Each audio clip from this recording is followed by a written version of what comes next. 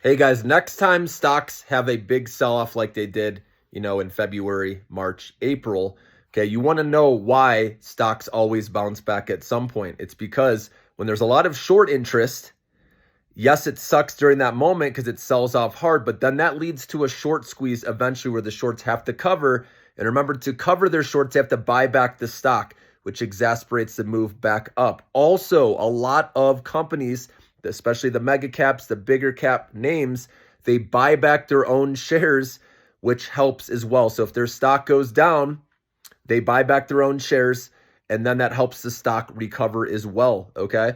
Because it reduces the shares outstanding when they buy back their own shares. So now, you've heard me say this example before, but I want to explain it for anyone new to my channel. Let's say there's 100 shares outstanding, which, I mean, companies, it's way more than that, but I'm using an easy example for you guys to understand. So let's say you own 1 out of 100 shares, okay? 1%, right? And then now the company says they're going to buy back, let's say 20 shares. Okay, so now instead of 100 shares outstanding, now it's down to 80 shares outstanding, right? 100 minus 20 shares that they bought back. So now you own 1 out of 80 shares, which is now 1.2%, something like that. And so you own more of the company. So that is why stocks do well when they do share buybacks as well. And there's other reasons too, but those are two big ones, is the shorts, the short interest.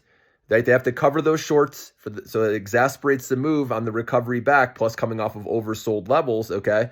And then remember, stocks climb a wall of worry because the negative news, once, right, we clear through that and people realize, okay, it's not as bad as it seemed, then it becomes a positive catalyst where stocks can go higher. And then again, share buybacks from the mega caps. Remember, the big cap names have higher weightings in the indexes, so that's what helps push the indexes up, which again, other stocks follow over time, okay?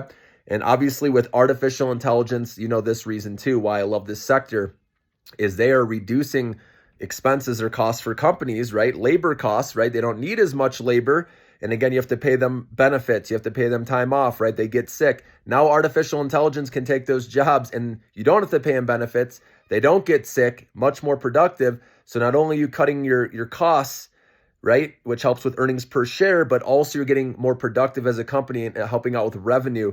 And so that fuels more growth, earnings per share and revenue growth, which has the indexes go up, guys. So just remember that anytime in the future, if we're selling off hardcore, and again, we're still not back to our highs. So I do think we're going to recover eventually, barring any, negative news. I do think deals are going to get worked out. Okay. And it's not going to get any worse, at least with where things are at. If it did, obviously that would change where stocks are heading, okay? But I think it's only going to improve or stay the same from here.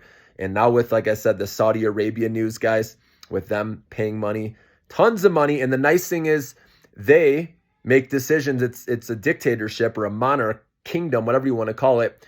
And so one guy's making the move. So if he decides he wants to get something done, it's going to get done. It's not like a democracy like here in the US where things need to be, right, go through Congress and all that. So just know what Saudi Arabia is doing right now, it can be implemented quickly and the money right away to these companies. So that's why I think the next boom is starting from there.